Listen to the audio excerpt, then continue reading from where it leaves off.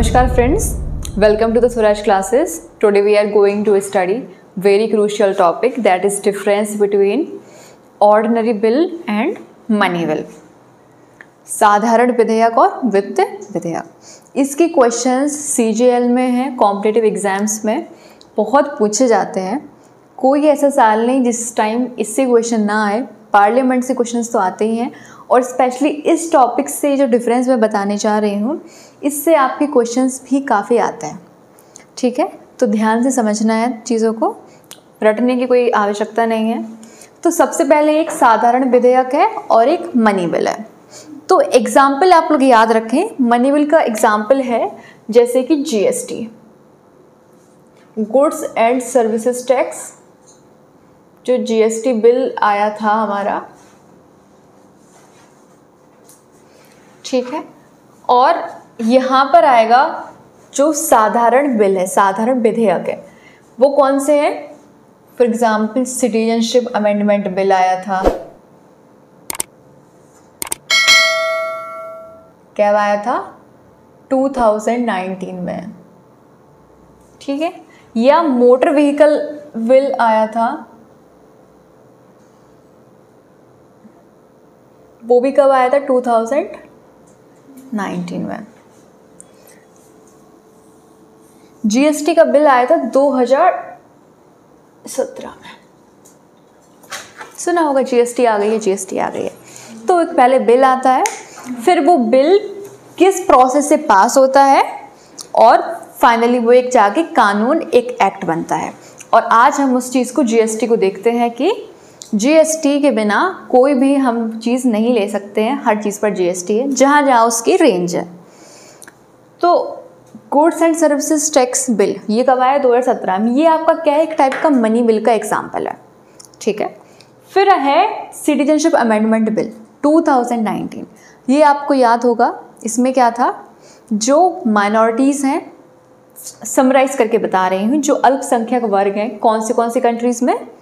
Pakistan, Bangladesh, Afghanistan, 3 countries में जो अल्पसंख्यक वर्ग हैं, परसिक्यूटेड हैं, ठीक है, उनके लिए इंडियन सिटीजनशिप ओपन है, ठीक है। तो इस बिल बहुत कॉन्ट्रोवर्शियल रहा था ये, ठीक है। फिर मैं बता रही थी मोटर व्हीकल 2019, तो इसमें रोड सेफ्टी है, या जो मॉडर्न व्हीकल्स हैं और रिडक्शन ऑफ करप्शन है, ये सब बातें मोटर व्हीकल्स बिल में थी।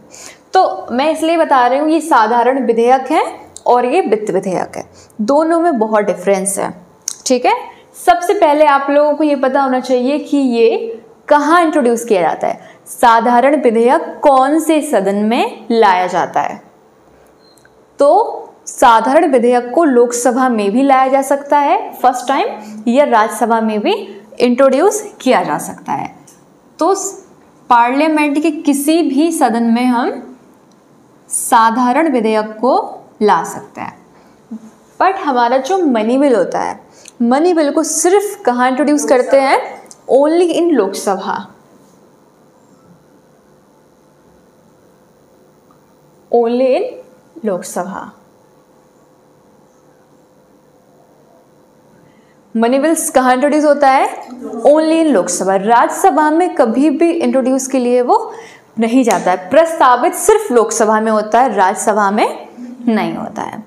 ये पॉइंट क्लियर है। अब हु इंट्रोड्यूस, कौन इसको प्रस्तावित करता है, कौन प्रपोज करता है?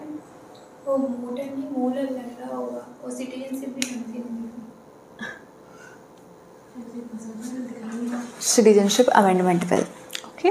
फिर सब नोट मेकिंग करवा दूंगी, आप लोग बस ध्यान से समझ लें चीज़ों को, मेरा बस यही यहाँ पे कंसर्न है। हु इंट्रोड्यूस कौन करता है? इस मेंबर को प्रपोज कौन करता है? तो सबसे पहले याद रखना है कि मिनिस्टर तो करते ही हैं, ठीक है, जो मंत्री हैं वो तो करते ही हैं, और प्राइवेट मेंबर, यानी कि इसका मीन क्या है कि मंत्री नहीं है, वो सिर्फ संसद के सदस्य हैं, ठीक है, वो भी कर सकते हैं। साधारण बिल को दोनों कर सकते हैं, समझ रहे हो आप? समझे आप? मंत्री भी कर सकते हैं और जो सदन के मेंबर्स हैं वो भी उसको इंट्रोड्यूस करते हैं। बट मनी बिल को क्या, मनी बिल को सिर्फ नहीं, मनी बिल को सिर्फ कौन इंट्रोड्यूस करेगा, जो मिनिस्टर होगा, यानी कि सरकार में मंत्री होगा, वही मनी बिल को इंट्रोड्यूस करेगा। बहुत इम्पोर्टेंट है ये। सिर्फ कौन करेगा, ओनली मिनिस्टर कैन इंट्रोड्यूस।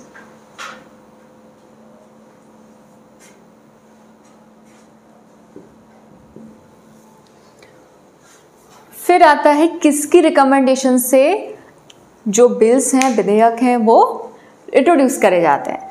तो याद रखिएगा प्रेसिडेंट की रिकमेंडेशन से करे जाते हैं, बट यहाँ पर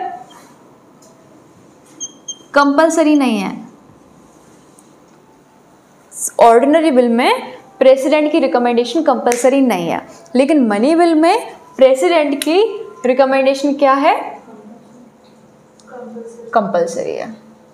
बिना प्रेसिडेंट के सलाह के बिल इंट्रोड्यूस नहीं किया जा सकता है मनी बिल। ओके, फिर नेक्स्ट है हमारा राज्यसभा। राज्यसभा की powers with related to ordinary bill and money bill. साधारण विधेयक और वित्त विधेयक से रिलेटेड राज्यसभा की पावर्स। तो ध्यान रखिएगा कि पहले तो लोकसभा में आया है, कौन सा बिल लोकसभा में आया है, ये भी आ सकता है। ये तो सिर्फ लोकसभा में ही फर्स्ट टाइम आता है, ठीक है। फर्स्ट टाइम के बाद लोकसभा में आया है मनी बिल, फिर लोकसभा में पास होने के बाद फिर ये राज्यसभा जाएगा, है ना। फिर लोकसभा से पारित होने के बाद ये राज्यसभा जाएगा मनी बिल। बट जो ऑर्डिनरी बिल है ये लोकसभा में भी आ सकता है फर्स्ट टाइम और राज्यसभा में भी आ सकता है फर्स्ट टाइम। तो इन केस अगर ये लोकसभा में फर्स्ट टाइम इंट्रोड्यूस किया जाता है तो फिर नेक्स्ट कहाँ पे जाएगा, राज्यसभा में। अब राज्यसभा में जाएगा तो पावर्स क्या क्या है राज्यसभा की। तो राज्यसभा इसको देखिए एक्सेप्ट किया है तो वो तो अलग ही बात है, उसमें तो कोई केस ही नहीं है कि उन्होंने भी पास कर दिया है बिल को। बट बात कहाँ आती है, रिजेक्ट कर दिया, कोई उन्होंने रिकमेंडेशन दी है या कुछ रिफॉर्म्स किए हैं तो इस पर वो क्या कर सकते हैं, एक्सेप्ट किया उन्होंने तो बिल पास हो जाएगा और रिजेक्ट किया तो फेल हो जाएगा, ठीक है। और रिटर्न भी कर सकते हैं।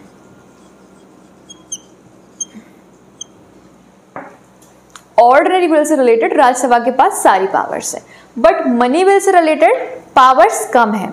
मनी बिल को कभी भी राज्यसभा रिजेक्ट नहीं कर सकती है, रिटर्न कर सकती है, रिजेक्ट नहीं कर सकती है। तो एक्सेप्ट करेगी या रिटर्न करेगी। तो मैंने बताया एक्सेप्ट तो ठीक हो गया, ये तो एक जनरल रूल है। फिर यहाँ पे आया नॉट, कैन नॉट रिजेक्ट, ठीक है।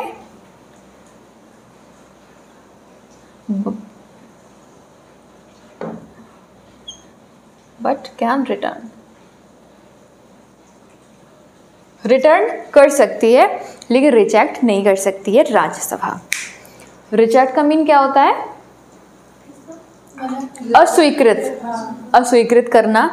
तो अस्वीकृत वाला जो ऑप्शन है वो यहाँ पे क्लोज है मनी बिल से रिलेटेड राज्यसभा में, सिर्फ वापसी का है। आप कुछ रिकमेंडेशंस दो, कुछ रिफॉर्म्स होंगे और वापस जाएगा, फिर से वो आगे बढ़ेगा, ठीक है। फिर आता है डिटेन बाई राज्यसभा। इसका मतलब है डिटेन का मतलब होता है रोकना। राज्यसभा किसी भी बिल को कितने दिनों तक रोक सकती है अपने पास। तो साधारण विधेयक को रोक सकती है मैक्सिमम 6 महीनों तक, 6 महीने तक अपने पास रोक सकती है, ठीक है। उस पर कोई डिसीजन नहीं हुआ है, ना तो वो एक्सेप्ट है, ना रिजेक्ट है, ना रिटर्न, अपने पास रखे हुए हैं 6 महीने तक। बट वित्त विधेयक को 14 डेज के अंदर या तो एक्सेप्ट करो, रिजेक्ट तो कर नहीं सकते, रिटर्न करो, ठीक है। एक्सेप्ट हो जाएगा तो प्रेसिडेंट के पास जाएगा और रिटर्न होगा तो वापस लोकसभा में जाएगा। लोकसभा में जाकर फिर उनको कंपलसरी है कि करना ही होगा उसको एक्सेप्ट, और फिर प्रेसिडेंट के पास चला जाएगा। या फिर राज्यसभा में नहीं भी जाए, लोकसभा में एक्सेप्ट हो गया है, पास हो गया है, सीधा प्रेसिडेंट के पास जाएगा। समझ गए इस बात पे। तो मनी बिल से रिलेटेड लोकसभा जो सदन है उसकी एक्स्ट्रा पावर्स हैं, ठीक है। तो लोकसभा इसीलिए एक पावरफुल हाउस भी है, क्योंकि मनी बिल बहुत ही एक क्रूशियल बिल पूरे बजट होता है कंट्री का, जो हर साल पास किया जाता है, ठीक है। जीएसटी बिल आप समझते हैं इसकी कितनी इंपॉर्टेंस है जीएसटी बिल की। तो इस जो मनी बिल होते हैं उन सब से रिलेटेड लोकसभा की पावर्स ज़्यादा होती हैं राज्यसभा के कंपैरिजन में। तो ये कितना मैक्सिमम रोक सकते हैं? 14 डेज। ये आपका प्रीवियस ईयर क्वेश्चन था कि राज्यसभा मनी बिल को कितनी दिन तक अपने पास रोक सकती है? 8, 10, 14, 16 दिन, ये ऑप्शन थे, ठीक है। तो आप कंफ्यूज हो जाएंगे, 8 दिन बताया था या फिर 12 दिन बताया था या 14 या 18। ध्यान रखिएगा 14 डेज तक ही सिर्फ अपने पास राज्यसभा रोक सकती है मनी बिल को। फिर आता है speaker certification when transmit to Rajya Sabha. Ordinary bill में बहुत ज़्यादा आवश्यक नहीं है, बट मनी बिल में स्पीकर का सर्टिफिकेशन होना चाहिए। स्पीकर उसको सर्टिफाई करेगा तभी वो राज्यसभा में ट्रांसमिट होगा बिल। समझ रहे हो इस बात को आप लोग कि स्पीकर सर्टिफाई करेगा तभी राज्यसभा में जाएगा बिल लोकसभा से। तो किस में आवश्यक है? मनी बिल में। यहाँ पर कंपलसरी नहीं है। फिर आता है प्रेसिडेंट की powers with related to ordinary bill. तो देखिए प्रेसिडेंट इसको एक्सेप्ट करेगा जब लोकसभा से राज्यसभा से बिल पारित हो गया है, उसके बाद फिर वो प्रेसिडेंट के पास जाता है। ऑर्डिनरी बिल, ये वाला बिल जो मनी बिल है वो लोकसभा से पारित हो जाता है, इन केस राज्यसभा से नहीं हुआ फिर भी प्रेसिडेंट के पास जाता है पास होने के लिए, ठीक है। तो एक्सेप्ट करेगा, इसमें 3 केस बनते हैं, एक्सेप्ट, रिजेक्ट या रिटर्न। बट मनी बिल से रिलेटेड प्रेसिडेंट के पास कोई पावर्स नहीं है, सिर्फ एक्सेप्ट करना है, ना तो रिजेक्ट करना है ना ही रिटर्न करना है। समझ गए हो? ना तो अस्वीकृत कर सकते हैं और ना ही वापस भेज सकते हैं सदन में। तो प्रेसिडेंट के पास यहाँ पर नो पावर्स है, ओनली एक्सेप्ट।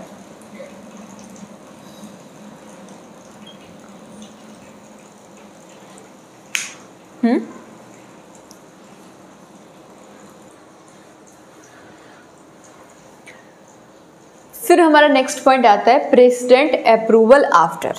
तो यहाँ पर क्या है, लोकसभा से पास होगा, पारित होगा, फिर राज्यसभा से पारित होगा, फाइनली प्रेसिडेंट के पास जाएगा अप्रूव होने के लिए। तो प्रेसिडेंट को तो आपको पता ही है कि पावर सिर्फ एक्सेप्ट करता है, वो ना रिजेक्ट करता है ना ही रिटर्न करता है। तो प्रेसिडेंट यहाँ पर उसको एक्सेप्ट करेगा। यहाँ पे ये इंपॉर्टेंट है कि लोकसभा एंड राज्यसभा, यहाँ पे दोनों हाउसेस का अप्रूवल होने के बाद ही बिल प्रेसिडेंट के पास जाता है। बट यहाँ पर सिर्फ लोकसभा का अप्रूवल चाहिए, राज्यसभा उसको स्वीकार नहीं करती है, पारित नहीं करती है, कोई बात नहीं, लोकसभा से सिर्फ पारित हो जाएगा, डायरेक्टली प्रेसिडेंट के पास पहुँच जाएगा। तो यहाँ पर किसके अप्रूवल की आवश्यकता है? ओनली लोकसभा। मनी बिल में सिर्फ लोकसभा के अप्रूवल की आवश्यकता है। और डेडलॉक तो आप जानते हैं, जब दो हाउसेस में डिसएग्रीमेंट होता है, टकराव की कंडीशन होती है, तो उस टाइम पर जॉइंट सिटिंग होती है, संयुक्त बैठक होती है, जिसे प्रेसिडेंट ही बुलाता है, ठीक है। प्रेसिडेंट उसको क्या करता है? समन करता है। तो ऑर्डिनरी बिल में डेडलॉक की सिचुएशन होती है तो यहाँ पर जॉइंट सिटिंग होगी, ठीक है। तो डेडलॉक की सिचुएशन में जॉइंट सिटिंग का प्रोविजन है। जॉइंट सिटिंग कब होती है? इन केस ऑफ डेडलॉक और disagreement agreement. But money bill से रिलेटेड अगर हम मनी बिल की बात करते हैं तो इसमें कोई संयुक्त बैठक का प्रोविजन ही नहीं है। आप समझ रहे हो? क्योंकि डिसएग्रीमेंट होगा कैसे? जब हम एक हाउस को ही प्रायोरिटी फुल देंगे तो दूसरे हाउस को अप्रूव करे, डिसअप्रूव करे, कुछ भी करे, तो यहाँ पे डिसएग्रीमेंट होता नहीं, तो डेडलॉक नहीं होता, गतिरोध नहीं होता है, फाइनली जॉइंट सिटिंग का कोई भी प्रोविजन मनी विल में नहीं है।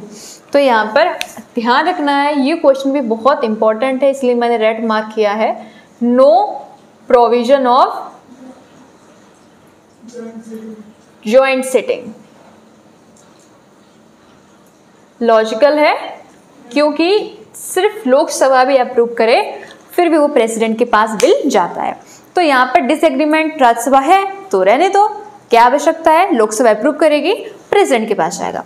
बट यहाँ पर अगर राज्यसभा है वो डिसएग्री कर रही है तो फिर बिल आपका पास नहीं हो पाएगा, प्रेसिडेंट के पास नहीं पहुँच पाएगा। तो यहाँ पे डेडलॉक की सिचुएशन होती है जिसको फिर जॉइंट सिटिंग के द्वारा सॉल्व किया जाता है। ओके, फिर हमारा नेक्स्ट है डिफीट। अगर कोई बिल है, साधारण विधेयक है, लिसन हियर, डिफीट, साधारण बिल की अगर हार हो जाती है, यानी कि वो पास नहीं हो पाता है, या तो लोकसभा में पास हो जाता है, राज्यसभा में नहीं हो पाता है, राज्यसभा में पास हो जाता है, लोकसभा में नहीं हो पाता है। समझ गए उस बात को आप, कि डिफीट है, किसी भी कंडीशन से डिफीट हो सकती है। तो यहाँ पर रेजिग्नेशन ऑफ गवर्नमेंट, सरकार का रिजाइन ही तो होगा, तो यहाँ पर नॉट नेसेसरी। अगर ये बिल ही रहा, एक्ट नहीं बन पाया, पारित नहीं हो पाया, तो यहाँ पे जरूरी नहीं है कि सरकार का रिजाइन हो, मतलब सरकार है वो गिर जाए, ऐसा नहीं है।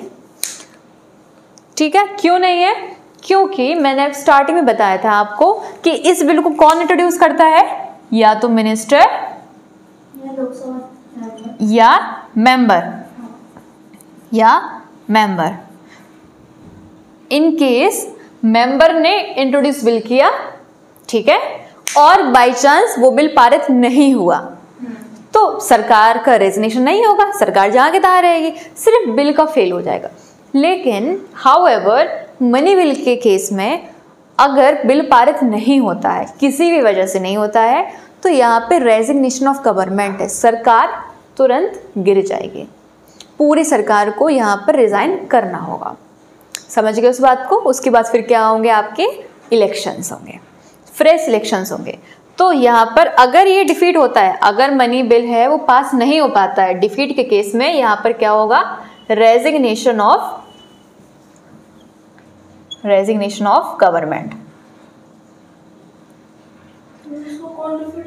जब किसी को पावर ही नहीं सब एक्सेप्ट करते इसको, लोकसभा ही कर लेती है।